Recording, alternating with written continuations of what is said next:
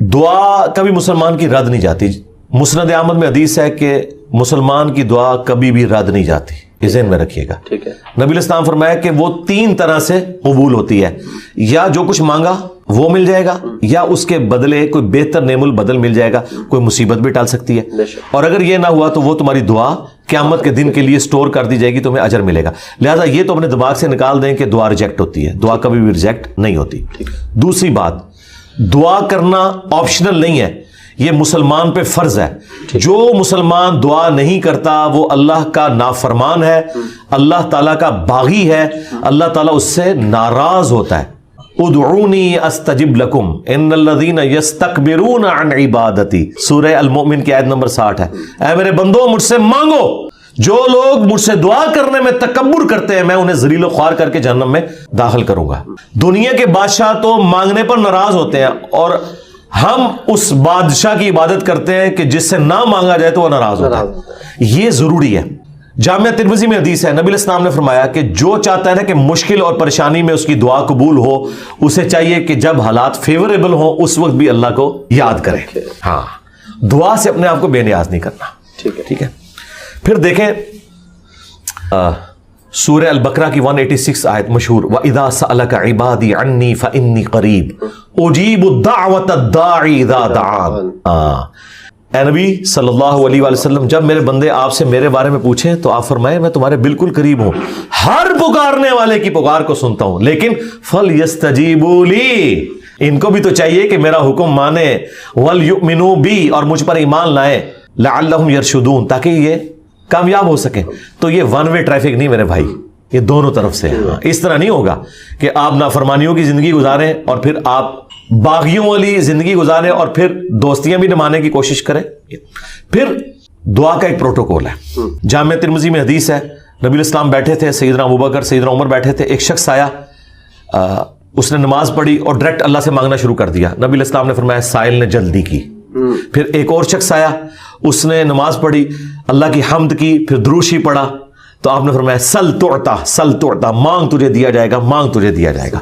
اور دوسرے بندے کو آپ نے بلا کے کہا کہ جب دعا کرو پہلے اللہ کی حمد کرو, پھر دروشی پڑھو, پھر اللہ سے مانگو. اور نماز میں دیکھیں پہلے ہم اللہ کی حمد کرتے ہیں, التحیات للہ والصلوات والطیبات, پھر سلام عرض کرتے ہیں, اس کے بعد دروشی پڑھتے ہیں, اور اینڈ پہ دعا. یہ پروٹوکول ہے دعا کا, یہ طریقہ ہے دعا کرنے کا.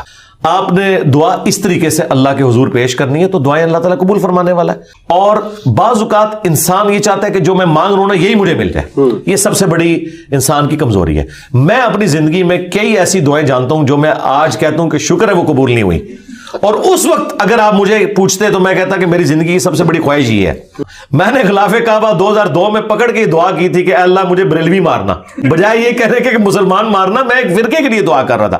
شکر ہے اللہ قبول نہیں کی تھی, تیری مہربانی. آندہ بھی کوئی دعا قبول نہ آئے تھے, اسی میں بہتری ہے جو قرآن میں ہے نا. جس چیز سے تم کراہت محسوس کر رہے ہوتے ہو عین ممکن ہے اس میں تمہارے لیے خیر چھپی بھی ہو. اللہ جانتا ہے, تم نہیں جانتے.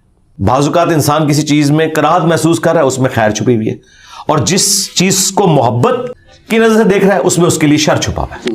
اس کو ڈاکٹر ذاکر نائک نے بڑی مثال پیاری دی تھی کہ آپ کا امریکہ میں کوئی بزنس ہو اور آپ نے فلائٹ سے پہنچنا ہو, میٹنگ ہو آپ کی, اور وہ میٹنگ آپ اٹینڈ کریں تو آپ کو کروڑوں کا بزنس ملنے والا ہے, اور اگر رہ جائے تو آپ کا اتنا نقصان ہو جائے گا ظاہر بزنس مین کے لیے. آپ جیسے ہی ٹریفک کے لیٹ ہونے کی وجہ سے ایئرپورٹ پہنچے اور آپ کو پتا چلے کہ وہ جہاز اڑ گیا ہے جس میں آپ نے جانا تھا, تو آپ کہیں گے میری زندگی کی سب سے بری خبر تھی جو میں نے سنی. اور اسی گاڑی میں واپس آتے ہوئے آپ کو خبر ملے کہ وہ جہاز کریش کر گیا, تو آپ کہیں گے وہ میری زندگی کی سب سے بہترین خبر تھی جو میں نے اس وقت سنی تھی, شکر ہے میں نہیں بیٹھا اس میں. ایک ہی خبر تھوڑی دیر پہلے زندگی کی بدترین خبر تھی اور اگلے لمحے وہ سب سے اچھی. اچھا, اس چیز کو اللہ نے قرآن میں حضرت موسیٰ اور خضر کے واقعے میں سمجھایا ہے, جس میں وہ ایک بچے کی گردن مروڑ دیتے ہیں. وہ یہ نہیں ہے کہ یہاں کو پیر بچوں کی گردنیں مروڑیں گے, وہ فرشتہ تھا, وہ حضرت اسرائیل والا کام کر رہا تھا, اس کو اللہ تعالیٰ نے اتنی عمر بچے کو دینی تھی. لیکن اس کے جواب میں انہوں نے کیا کہا کہ تمہارے رب نے ارادہ کیا کہ اس سے بہتر اولاد انہیں دے, کیونکہ اس اولاد نے ذلیل کروانا تھا ماں باپ کو.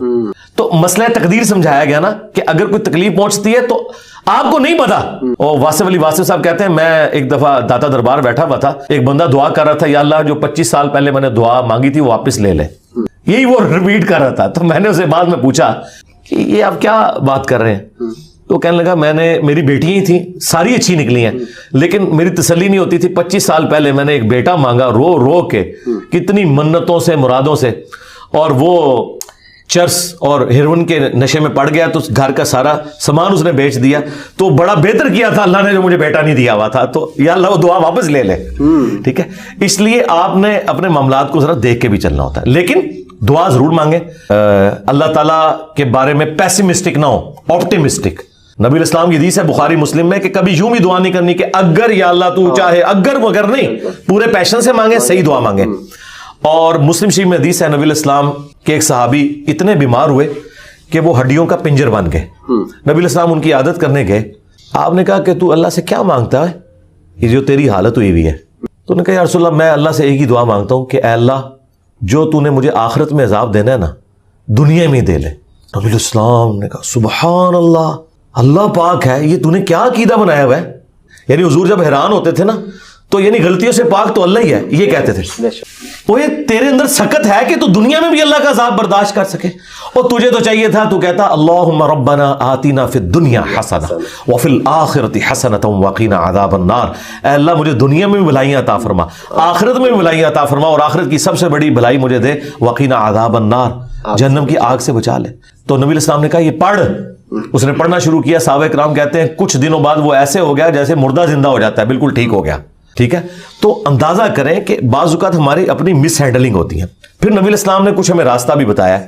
بخاری مسلم میں حدیث ہے جس کی خواہش ہو کہ اس کی عمر دراز ہو جائے اور اس کے رزق میں برکت ہو. یہی دو دعائیں ہیں جس کے پیچھے لوگ درباروں پہ بھی جاتے ہیں, ادھر ادھر ذلیل ہوتے ہیں کہ جی صحت والی زندگی ہو, لمبی ہو, ظاہر انسان کے اندر اللہ نے خواہش رکھی ہے, اور فراخی ہو. نبی الاسلام نے یہ دونوں چیزیں گنوائی. بخاری مسلم کے الفاظ ہیں جو یہ چاہتا ہے نا وہ اپنے رشتہ داروں کے ساتھ اس نے سلوک کرے. شریکہ نال, ہاں پنجابی کہیں شریکہ نال, کیونکہ انسان دوسروں میں لگا لیتا ہے, شریکہ نہیں دیتا. جدھر یعنی آپ کے وہ کامن انٹرسٹ ہوتے ہیں نا, وہ شریک ہوتے ہیں نا وہ, اس لیے آپ دیکھیں یہ سارے تعویذ دھاگے بھی شریک کرواتے ہیں. کبھی کسی محلے دار نے کسی پہ تعویذ نہیں کرایا, وہ آپ کی شریک ہی کروا رہے ہوتے ہیں. جہاں جیلسی فیکٹر تھا وہیں خرچ کرنے کے اوپر اللہ تعالیٰ نے اجر رکھا ہوا ہے, اور یہ آپ کے اوپر کتنی بڑی آزمائش ہے. جہاں آپ خرچ نہیں کرنا چاہتے وہاں آپ نے خرچ کرنا ہے. اب جو آپ نے وسیلہ اور توسل کی بات کی, وہ صحیح بخاری میں حدیث ہے 1010 نمبر حدیث 1010 کہ حضرت عمر فاروق رضی اللہ تعالیٰ عنہ کے دور میں جب قحط پڑ جاتا تو وہ دعا کرتے اللہم, اللہ تعالیٰ کو مخاطب کر کے کہ اے اللہ انا کنا نتوسل الیک بنبینا, پہلے ہم تیرے نبی سے دعائیں کروایا کرتے تھے, اب ان کی وفات کے بعد ان کے چچا کو لے کے آئے, ان کی دعا کی برکت سے بارش نازل فرما, اور وہ بارش نازل ہو جاتی. یہ حضرت عمر نے امت کو عقیدہ دیا ہے کہ توسل اور وسیلہ یہ نہیں ہے کہ کسی کے واسطے آپ نے ڈالنے اللہ کو, بلکہ یہ ہے کہ اس نیک بندے سے جا کے دعا کروانی ہے. بخاری مسلم میں آیا کہ بارش نہیں ہوتی تھی, صحابہ کرام نبی علیہ السلام سے دعا کرواتے تھے, دعا کی برکت سے بارش ہو جاتی تھی. اب قبر رسول پہ جا کے آپ نے نبی علیہ السلام سے کوئی نہیں مانگنا. ہاں وہ دعاؤں کی قبولیت کی جگہ ہے, وہاں کھڑے ہوں صلاۃ والسلام عرض کریں. 4 کتابوں میں موجود ہے, المصنف ابن ابی شیبہ میں, سنن کبری البیہقی میں, الموطأ امام مالک میں, فضل الصلاۃ علی النبی کے اندر کہ صحابہ کرام اور خصوصاً ابن عمر کے بارے میں کہ مسجد نبوی میں وہ آتے, پہلے سفر پہ جاتے یا واپس آتے, پہلے مسجد نبوی میں 2 نفل پڑھتے اور قبر رسول پر آ کے عرض کرتے السلام علیک یا رسول اللہ, السلام علیک یا ابا بکر, السلام علیک یا عمر. ایک روایت میں السلام علیک یا ابا, میرے باپ آپ پر سلام ہو. تو یہ صحابہ کرام کا طریقہ تھا قبر رسول پہ حاضر ہونا, وہاں کھڑے ہو کر اللہ سے دعا مانگنی ہے. آپ نے کسی یعنی بزرگ سے یا پیغمبر سے ڈائریکٹ نہیں مانگنی, اور نہ واسطے ڈالنے ہیں. دیکھیں قرآن میں 40 کے قریب دعائیں آئی ہیں, سب ربنا کے ساتھ ہیں, کوئی وسیلے واسطے نہیں ہے اس میں. مجھے نہیں سمجھ آتی آپ وسیلے واسطے سے بھی آگے جا کے ڈائریکٹ بزرگوں کو پکارتے ہیں, یا علی مدد کہتے ہیں, یا شیخ عبد القادر جیلانی مدد کہتے ہیں. ان سے پوچھو کہ اللہ کے بندو کیا مولا علی علیہ السلام نے کسی کا واسطہ ڈال کے کبھی دعا کی ہے یا اسے پکارا ہے؟ شیعہ کی جو سب سے اتھینٹک کتاب ہے نا مولا علی کے خطبات, نہج البلاغہ, اس میں ایک خطبہ موجود ہے. اپنے بیٹے کو انہوں نے کچھ نصیحتیں کی ہیں. اس میں انہوں نے کہا کہ حسن یاد رکھنا تم اس کی اولاد ہو جس نے عنقریب مر کے مٹی ہو جانا ہے, بقا صرف اللہ کی ذات کو ہے. حسن جب بھی تجھے مصیبت اور پریشانی ہو صرف اسی کو پکارنا, اور اے میرے بیٹے حسن یاد رکھنا اللہ کی بارگاہ وہ ہے جس میں اس نے اپنے لیے کوئی دربان بھی مقرر نہیں کیا, تم ڈائریکٹ اللہ سے مانگو. اب مجھے بتائیں اگر یا علی مدد کا عقیدہ ہوتا تو سب سے پہلے وہ اپنے بیٹے کو سکھاتے, حسن ابن علی کو. اگر حسن ابن علی کو یا علی مدد کا عقیدہ نہیں سکھایا گیا تو باقی تو شاہی کوئی نہیں. پھر یہ سارے انہوں نے گھڑے ہوئے عقیدے. ہاں آپ یہ کہہ سکتے ہیں اے اللہ جو تجھے اپنے نبیوں سے، ان کے اہل البیت سے، ان کے صحابہ سے محبت ہے، میں اس محبت کا وسیلہ تجھے پیش کرتا ہوں کہ میرا یہ کام کر دے. یہ اللہ کی صفت کا وسیلہ ہوگا. ٹھیک ہے. وَلِلَّهِ الْأَسْمَاءُ الْحُسْنَى فَادْعُوهُ بِهَا. اللہ کا اپنے پیغمبروں سے محبت کرنا یہ اللہ کی صفت ہے، اس کا آپ وسیلہ پیش کر سکتے ہیں. ٹھیک ہے. اس طرح نیک اعمال کا وسیلہ وَاسْتَعِينُوا بِالصَّبْرِ وَالصَّلَاةِ، نماز اور صبر کے ذریعے اللہ کی مدد چاہو. بالکل آپ وسیلہ پیش کریں. وہ 3 لوگ وہ غار میں پھنس گئے تھے، بخاری مسلم میں آتا ہے، انہوں نے اپنے عمل کا وسیلہ پیش کیا. یہ آپ کریں، بالکل کریں، اس میں تو کوئی شک والی بات نہیں. لیکن یہ جو واسطے ڈالنا فلانے دا صدقہ، یہ کوئی ثابت نہیں میرے بھائی. اس طرح کی کوئی روایت اصول محدثین کے اوپر صحیح نہیں ہے جی.